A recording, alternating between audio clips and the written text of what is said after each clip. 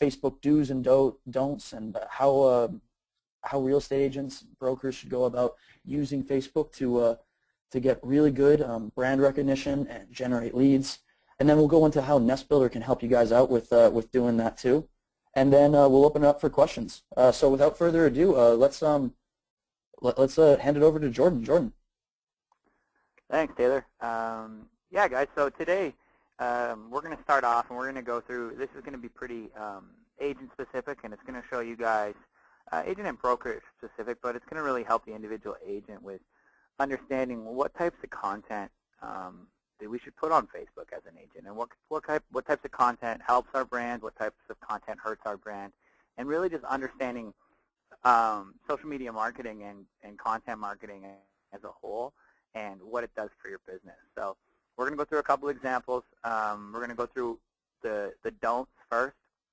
I think it's really important before we give out all of these to-do lists. It's almost like let's have a not to-do list, because if we avoid a bunch of these things, you're going to be ahead of the game anyways. You're going to have a page that's better than 90% of people out there just by avoiding a couple mistakes. So let's kind of go over some of the fallacies and some of the mistakes that I see agents making, and I see every business make.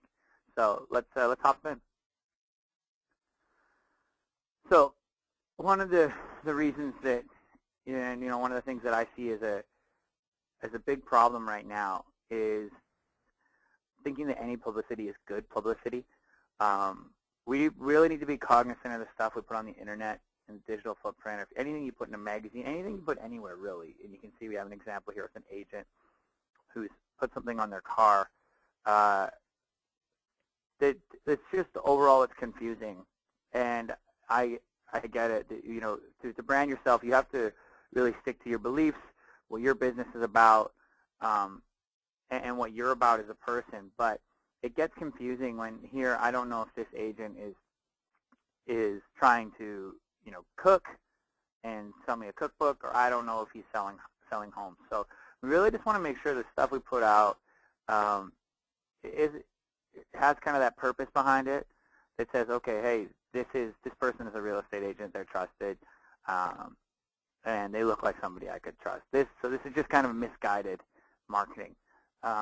We see a lot of times too, this could come when people are engaging in maybe negative comments on their Facebook page as well, thinking that taking on somebody who's commenting is a good, in commenting negatively and taking them on and starting to argue and belittle them in the comments. I've seen this happen, or belittle competitors. And this is something we want to avoid too. So really just before anything is posted on the internet, before you make any marketing decision, think, hey, is this reflective of my brand? And is this going to help me achieve my goal, right? And I'm guessing that goal is to, either get more clients and then obviously give your clients an amazing experience in the real estate, home buying cycle. So really, I think that that's just something we need to hammer home throughout this. And as we go through is like, hey, okay, why am I making this decision? And does it represent my business? And is it doing is it a pause? Or if this is your business, do I need to look at, my branding as a whole and maybe, think of a new way to brand myself? This is also something I would suggest not doing anymore, just in general, is I would just put the whole number there, because people actually, you'll see where it says 801 something something cows. People now on smartphones, they actually don't, they'll type in the letters, and the letters won't be attached to the numbers. So they'll have all the numbers and quickly go. So just put in the numbers, much easier with anything you do. Okay, the second big mistake that I see, and this is marketing, expecting immediate conversion and expecting people to become kind of an instant client through Facebook. Now, Taylor's going to show you something later in this webinar, which is a tasteful way and a great way to do this, to actually promote listings on Facebook. And I think it's really cool what the guys at Nest Builder are doing. They've kind of come and added a new dimension where they can come in the product they've built and really kind of qualify who's coming through. But he'll get into that. I want you guys to really take a look at what you're doing on your own pages right now. And Facebook should be, is really a place on your fan page where you're there to engage your existing audience and really turn them into, people who can get referrals for you and kind of spread the word of your marketing and spread you as the local expert. To become a local expert, you need to post things about the local community, not always about listings. So we see some agents, and this is an agent here, I've blurred out her name, but her posts were literally just this house, this house, this house, this house, this house. It was only listings. And I agree, you need to put listings on, but listings should be about 10% of your weekly posts, because the 99% of the people who like your page, they're not looking to buy a home today. There are people on Facebook who are looking to buy homes, but a lot of times your fans, they like your page because they've done business with you in the past, and hopefully they start to like your page because you're putting out great content on the internet, and you're putting out things about your neighborhood and really kind of qualifying yourself as this local expert. So I wouldn't think of Facebook as kind of a big time cash register from the perspective of your business page. Like I said, the stuff that the Nest Builder guys are doing with Facebook, I think is really cool and is actually a great way to generate leads and get that kind of the conversions from Facebook. But just on your own page, I would really just be really thoughtful of, hey, would I share this if I saw this come across my feed? Is this something that's interesting to me? And just kind of, yeah, that's the way I would look at it with regards to posting listings. So Jordan, let me ask you a question here about posting listings. Have you found that there's a time or day that is better to actually post listings? Maybe Monday when people are first getting to the office, or what have you sort of found? Yeah, I would say that you want to post your listings as close as to when people would actually be able to see them. So open houses, we know they primarily take place on the weekend. So posting on a Friday is probably better. If you're posting in the middle of the week, you're competing with a lot of other content on the internet. And a lot of times that content can be more interesting, per se, than a listing. So I would post on Thursdays and Fridays and really say, hey, we have the open house today from 2 to 4 with, and come check it out, whatever it may be. We're going to have cheese platters, whatever, your special thing is for your open house that you do to make it different or that you found to be successful. Put that in the comments. Hey, guys, come check it out. We've got an open house at 123 Cherry Lane tomorrow.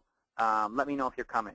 And one of the cool things you can do, too, is at the open house, say you're having multiple open houses for one home or for several homes, take pictures on your smartphone and then actually post those up to Facebook. So the next time you can be, hey, guys, here was our last open house. What a great time.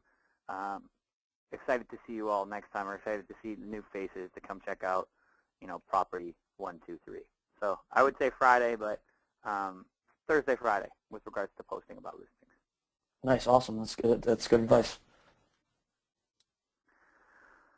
Awesome. So the next, problem and something that we see is that I see all the time is, and this kind of speaks more to like your blog or your website or if you write anything, is kind of not having purpose behind it and not having syndication, so not getting eyeballs on it. So people will spend a lot of time building this great content, but then they won't spend any time promoting it or getting eyeballs on it. So it's really sad because this is the kind of stuff that, on Facebook you're not selling your services all the time. A lot of time you're selling yourself, and one of the ways you have to do that is go through and put great content out, but you really have to push it out. So as you can see here, we have a picture of a young, dreamy Kevin Costner in Field of Dreams, and as you guys know, there's the saying in this movie where he says, he keeps hearing, if you build it, they will come. If you build it, they will come. And this is kind of the sentiment and what I see a lot of agents doing, but this is the reality. If you build it, they won't come. There needs to be some effort put into taking your blog posts and marketing them on Facebook, marketing them on Twitter, marketing them, emailing other authors that have written about the same thing as you. Say, hey, I took a stab at writing about the 7 best, neighborhoods in South Carolina, or whatever the post that you've done. and write to someone who's done a similar post and say, hey, I'm a big fan. I like post XYZ. Can you check out what I've written and see, if you have any pointers for me? And a lot of times those people will actually go and share your post, and you can kind of see this, these gears to start turn, and you start to get viewers, and you start to see, oh, like, content marketing is working for me. Holy. So really, when it comes down to, just think of ways, to market your page, and we can go into some of that a little later. If you guys have questions, you can shoot me a question too, saying, hey, how should I market it? We can do that.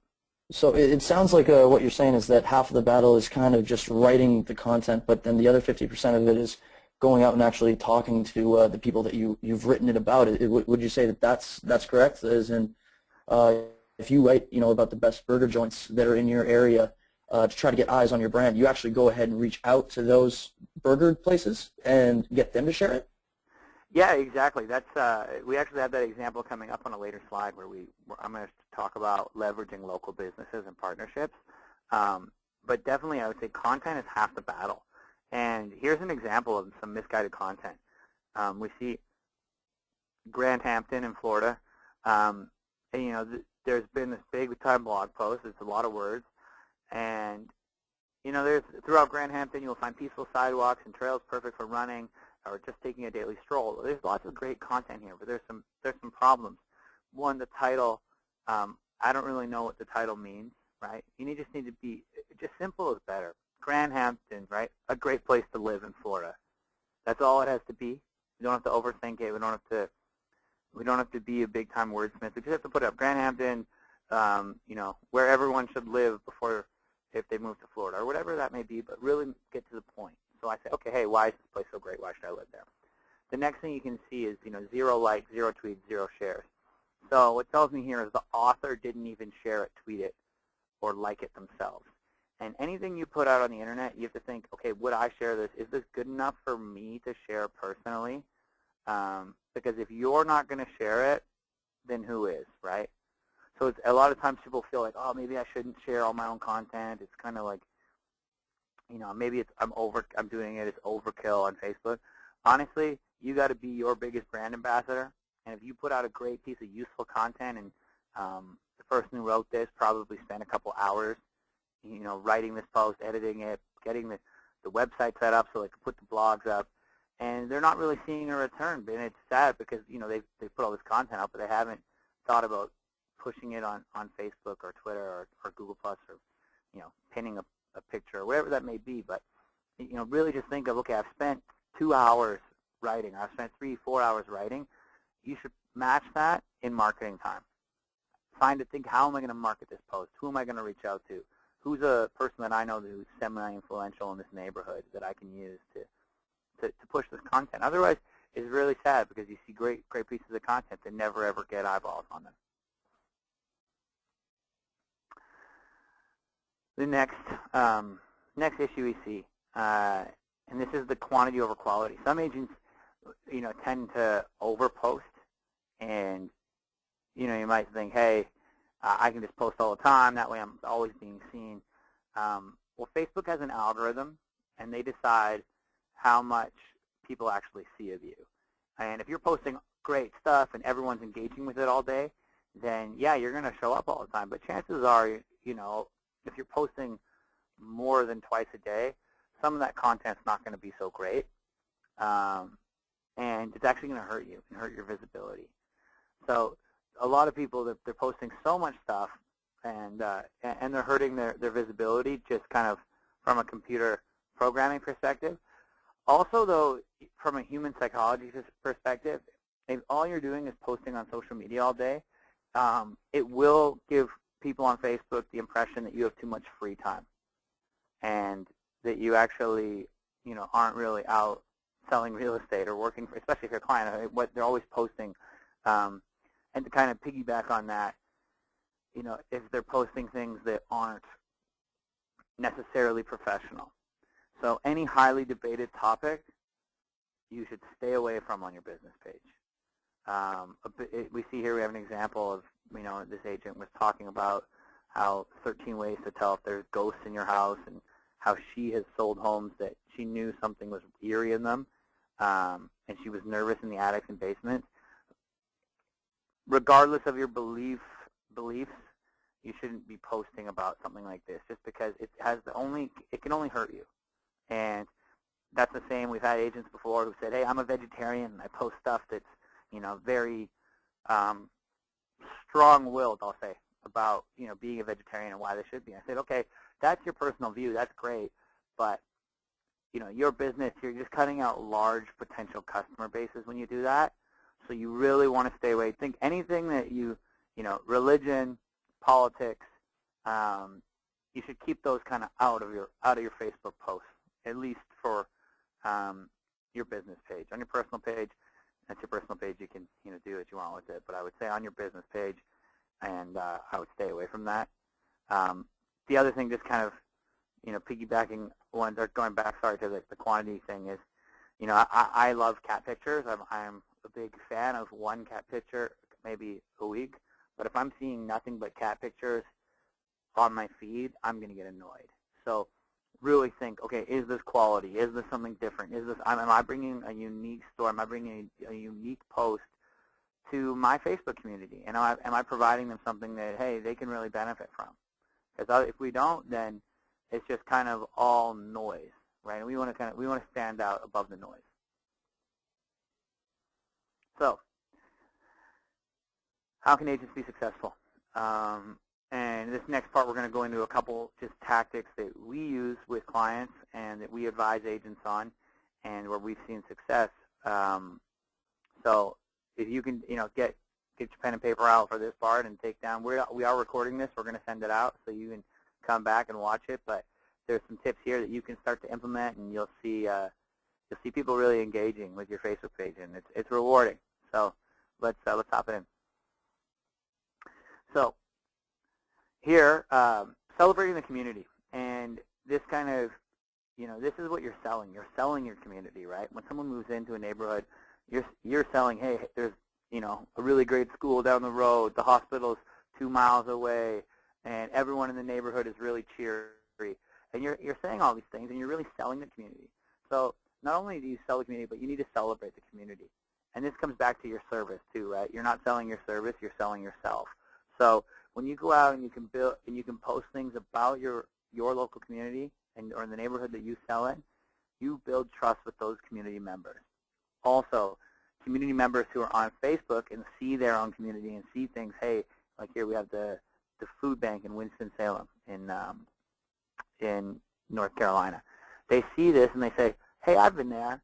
Hey, that's great. I know that place. And when people see real photos of real people in places they know, they're that much more likely to engage and likely to engage with the content, and then furthermore that real estate agent or that business. So we see here we have Berkshire Hathaway Home Services Carolinas, and they had 40 of their agents and staff come out and they volunteered, and 1,300 people saw just this post, 22 likes and a share, and just because they did something that, they weren't selling real estate in this picture. All they're doing is selling themselves and the community. So this is something where I really try to focus on. Is think how can I celebrate my community?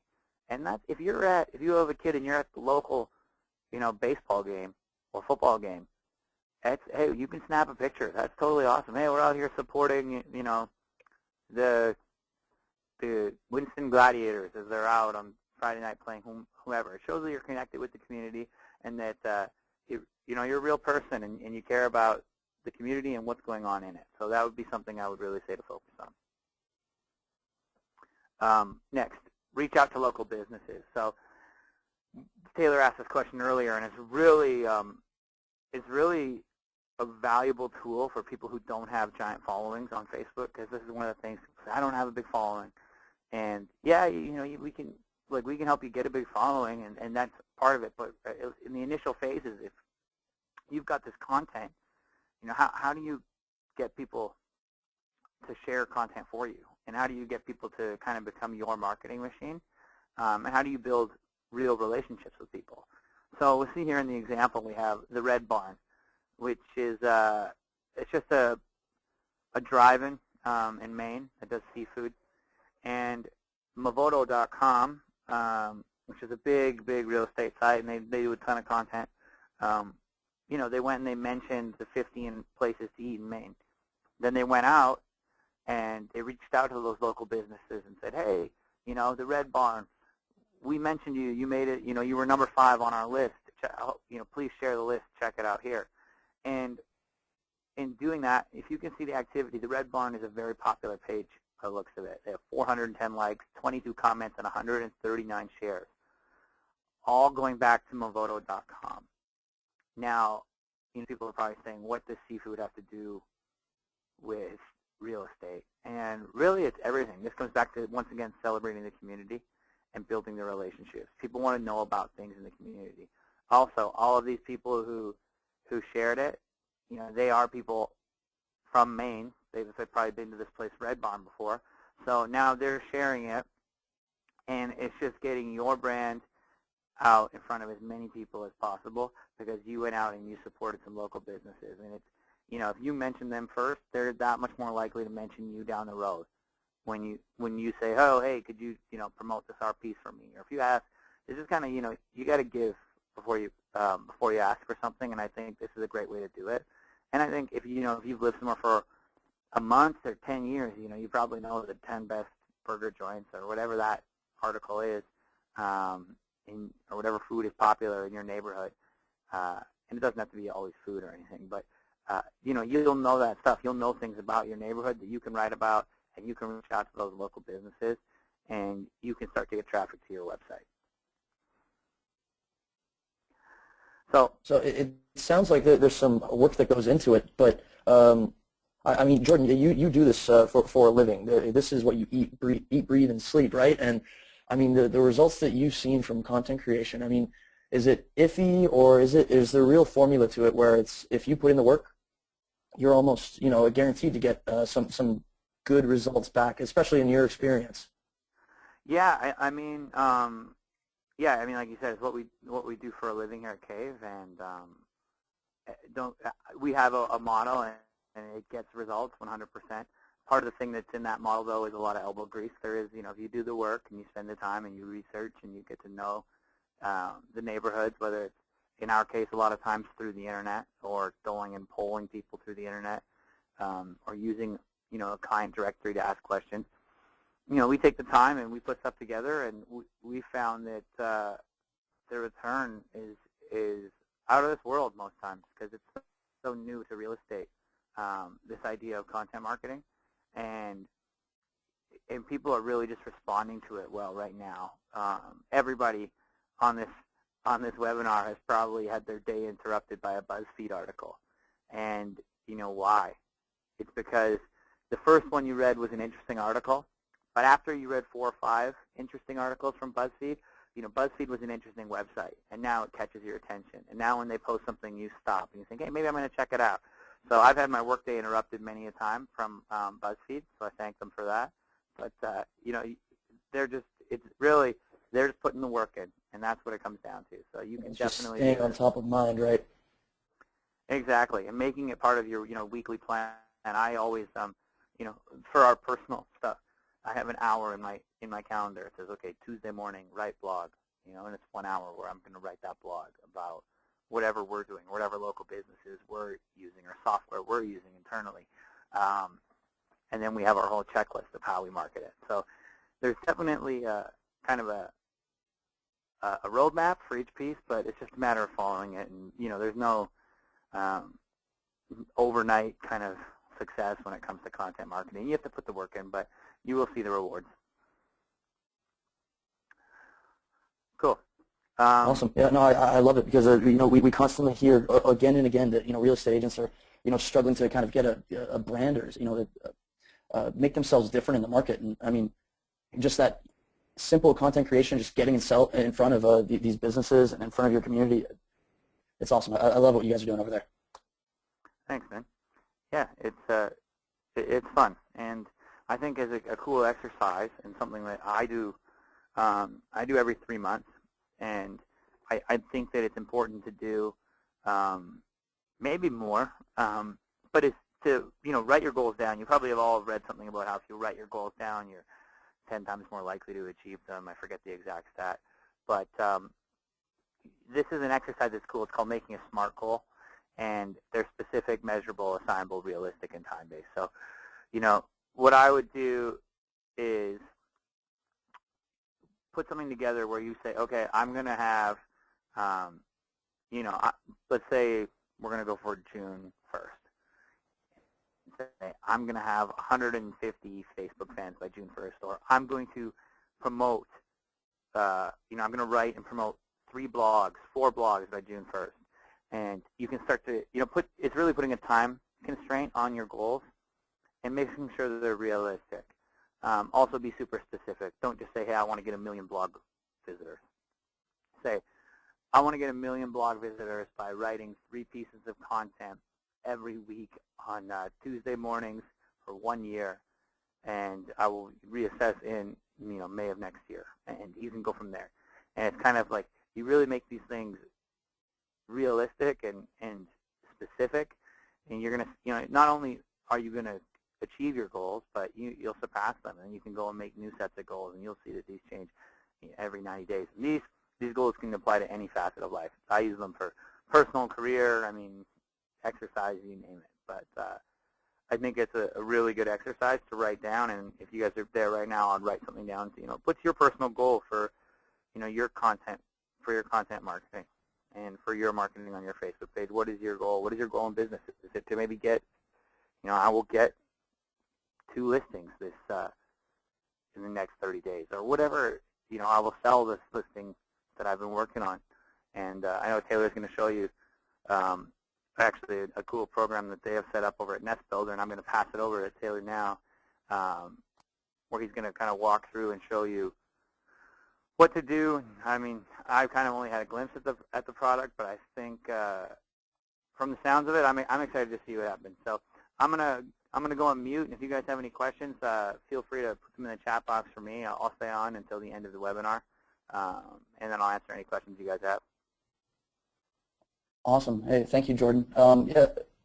What you've shown us is, it's a lot of, it's a lot of good technique in growing your list of people that you can talk and market to, and hopefully sell the homes of one day. And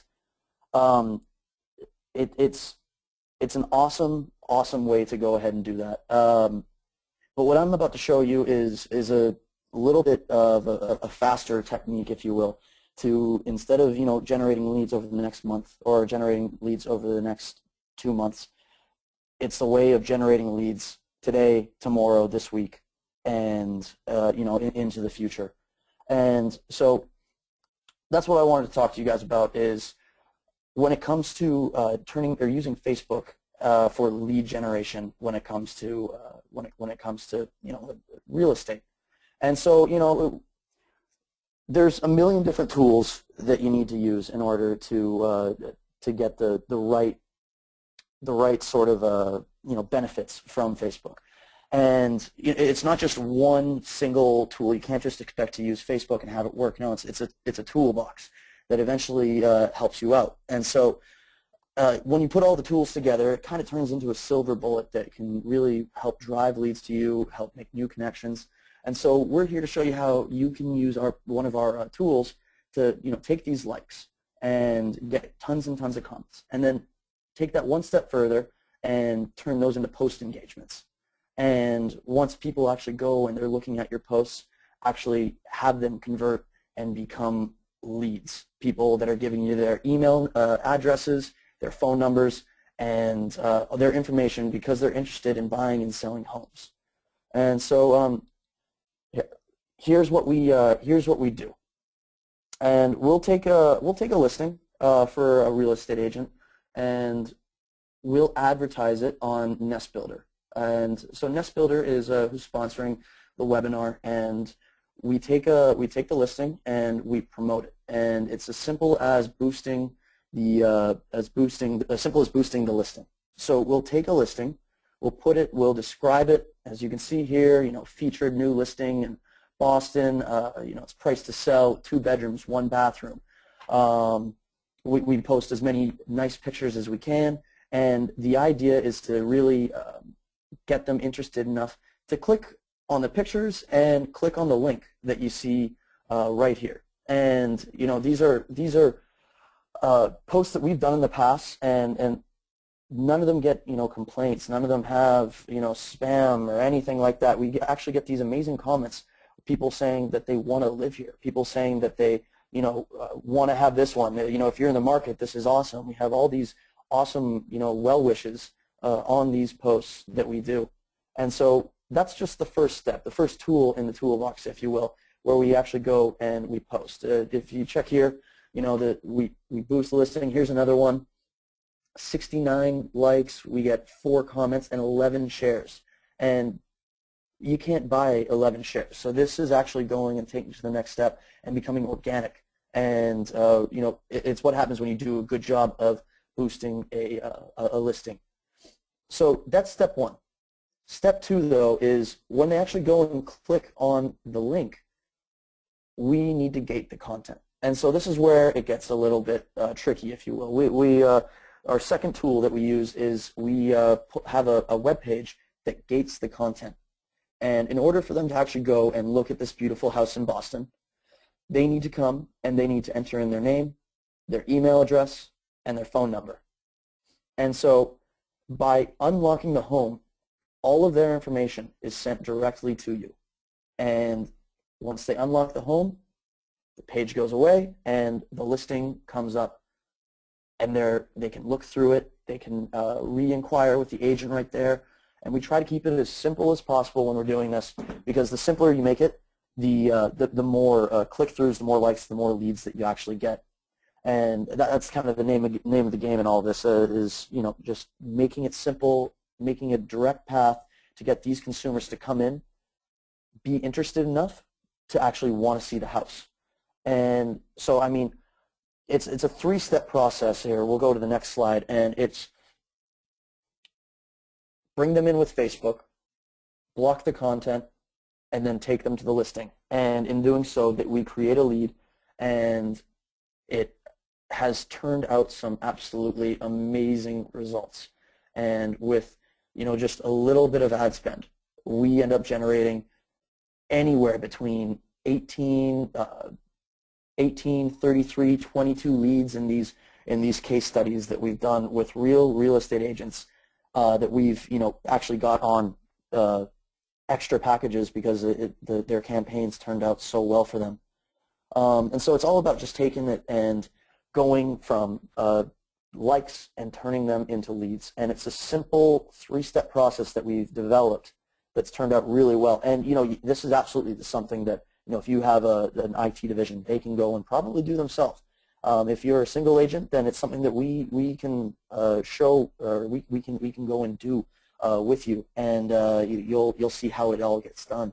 So it's all about quality over quantity when we're doing this, and we highly target these Facebook ads, and we direct them to people that are only in your area.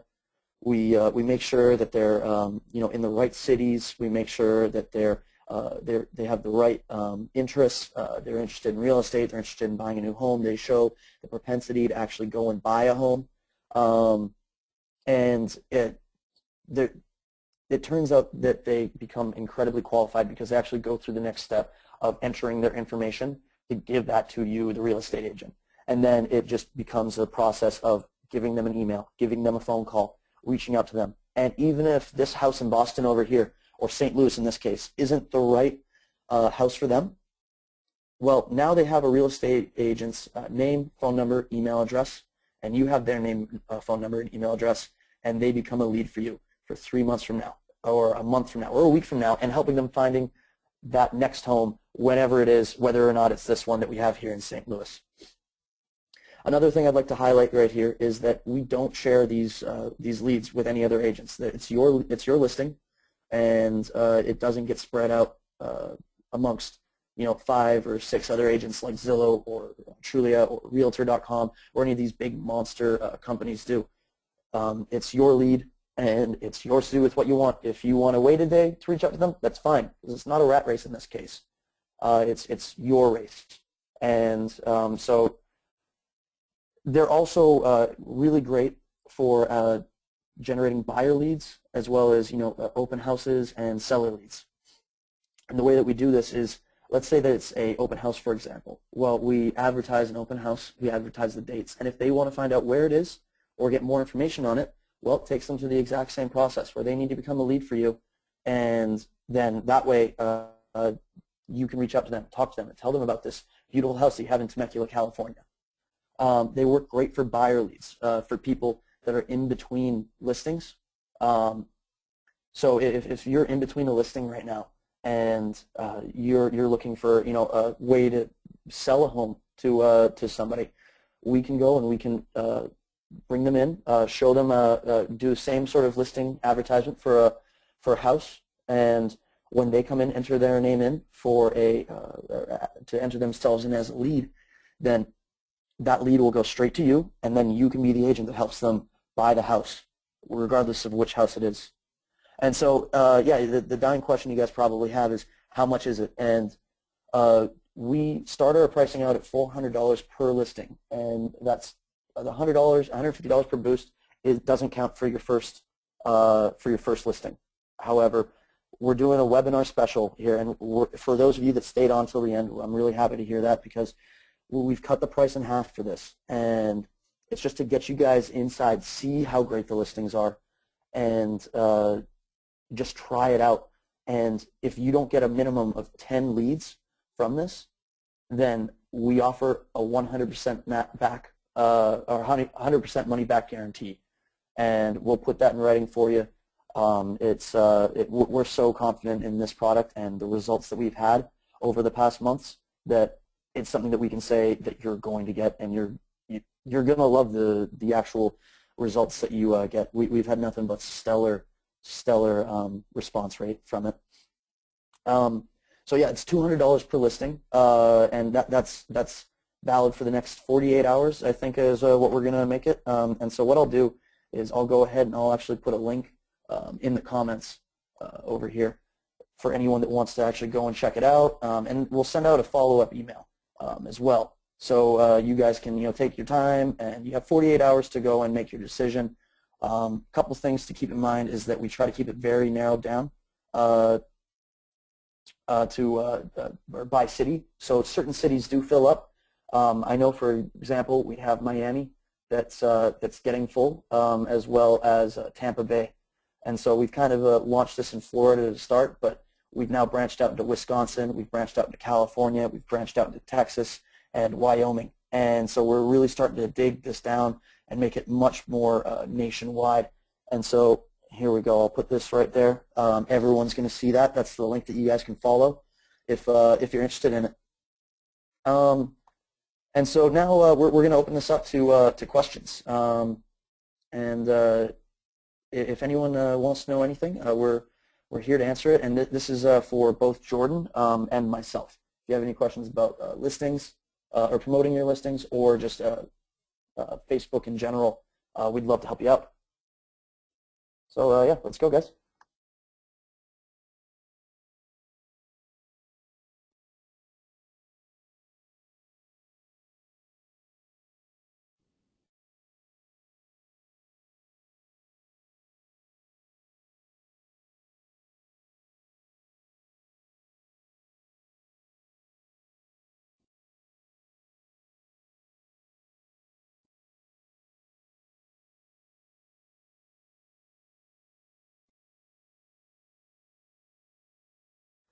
Hey, so I see a question here from Mary about best ways to get more likes on Facebook. Couple ways to do that. I would say, I could probably do a whole webinar on the best ways to get more likes from Facebook, but I think the easiest way to do it is run on Facebook. Well, one, invite everyone in your contact list one time. Don't invite them, daily, just once. Also, I would change your profession on your personal page to say you work at your business page. People will check out your personal page, your friends and family. And then lastly, I would run just a small advert saying, hey, or an ad on Facebook, that says, hey, hey guys, I'm here to help serve the Seattle area. Check out my page. I'll be keeping you updated on real estate news in the for the next time being, or whatever the copy is that you come up with. And I'd throw, I don't know, 50, 60 bucks behind it and see what happens with your page. You'll probably be pretty surprised. I know that, if you spend $1 a day on Facebook, you're in much better hands than if you buy a newspaper ad, just regards to with how many people will see your page.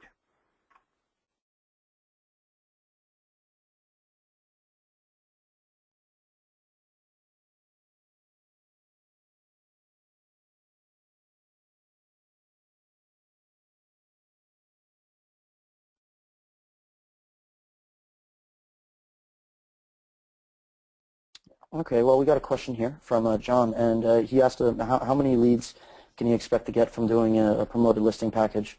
And we've seen anywhere between 15 and 33, and that's something that we spread out over a week's period generally, and we can extend it out longer, but generally we try to keep that down to a week. We just get best results when we do that, and yeah, you can expect anywhere between 15 and 30 is a good rate that I feel comfortable with saying. Our money back guarantee starts at 10.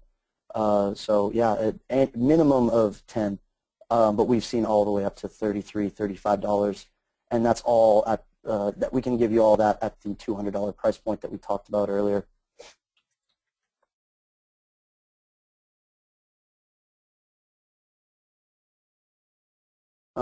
Okay, we got another question here from Mike, and Mike is asking us how long the contracts are. And yeah, I'm glad you asked that. We do the contracts for a week typically, and then if you want to boost it, then we'll do another week for $100, and so it's half the price that it was before. And if you want to jump on a different listing, that's totally okay too. We can work that out. But yeah, week contracts is typically the way that we do it, so it's a little bit different. But good question.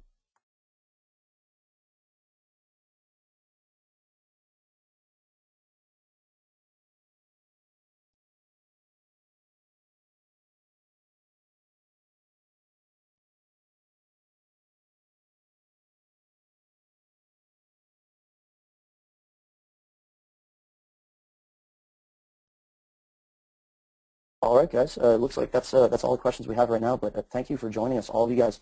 It's been a lot of fun, and we'll send out an email to follow up. And we've recorded this, and so you can watch again if you missed anything. And yeah, we went a little short today, but that's good. We can get back to work, right? Jordan, thank you so much for being on the webinar and helping out some of these real estate agents with some of the problems that they have. It's been awesome. So thank you. Hey, thanks for having me, Taylor. If you guys have any questions for me, or I'm sure Taylor's the same, just shoot us an email. Thanks a lot, guys. Have a good rest of the day.